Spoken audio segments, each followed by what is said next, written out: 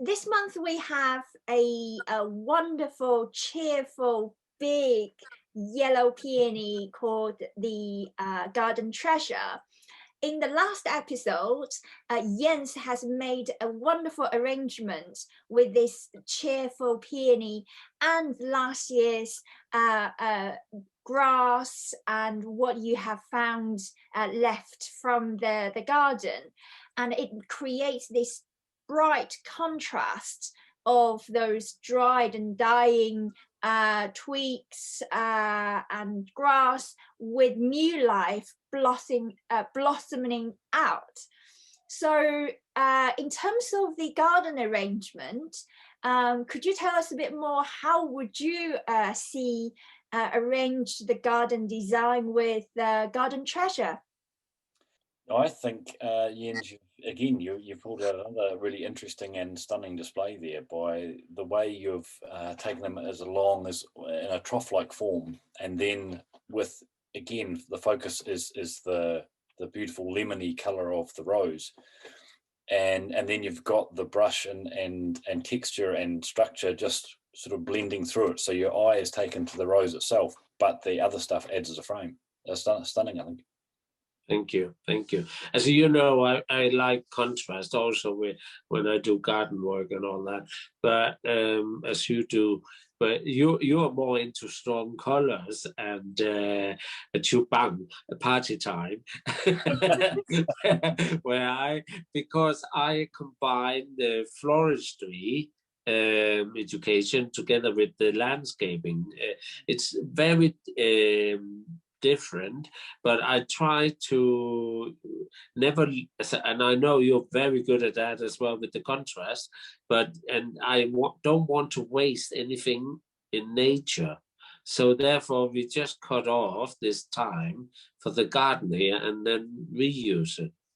As Jens referred to, I'm probably going to go slightly more bolder with my colour choices. I see it laughing in the background there.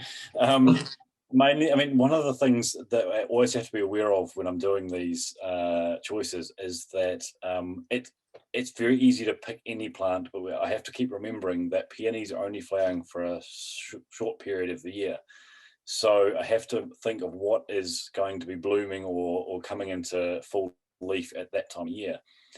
So what I've gone for this time is I've gone for an opposing color, but it's a strappy leaf. So I'm going for Iris sibirica Silver Edge.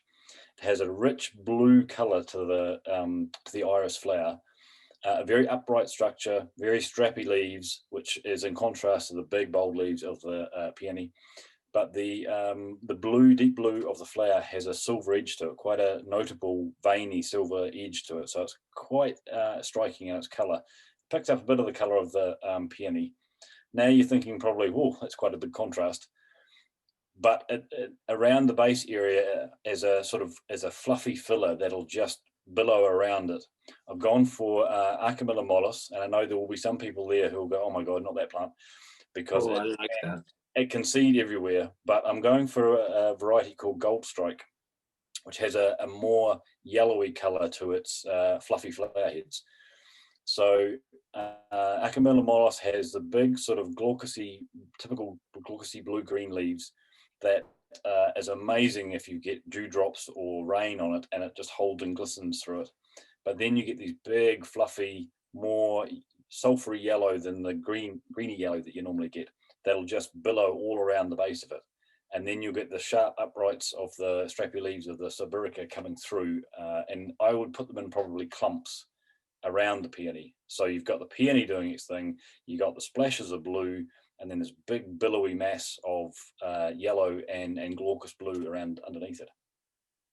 Wow, that is a feast for the eye. Feast for the eye. It's happiness. Yes, exactly. So could you remind us, when is the flowering time for Garden Treasure?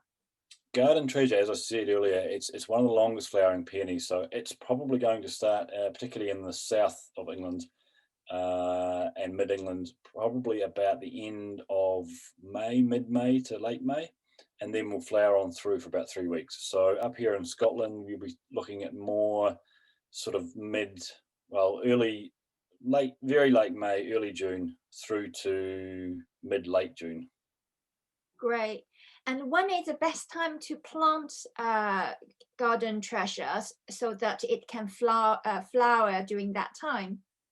Garden treasure, like most of the peonies, any time from the autumn right through to, you can get away with sort of now and maybe a bit later, particularly up here in Scotland, maybe Southern England, a bit sort of now and maybe for another couple of weeks. But leave it much longer than that, and there's a chance that the plant may start to, I mean, it'll be perfectly happy, it'll grow, but it may just delay its flowering for a year. They really like to be planted when they're still in their dormancy. I see. Thank you very much for the advice. No problem.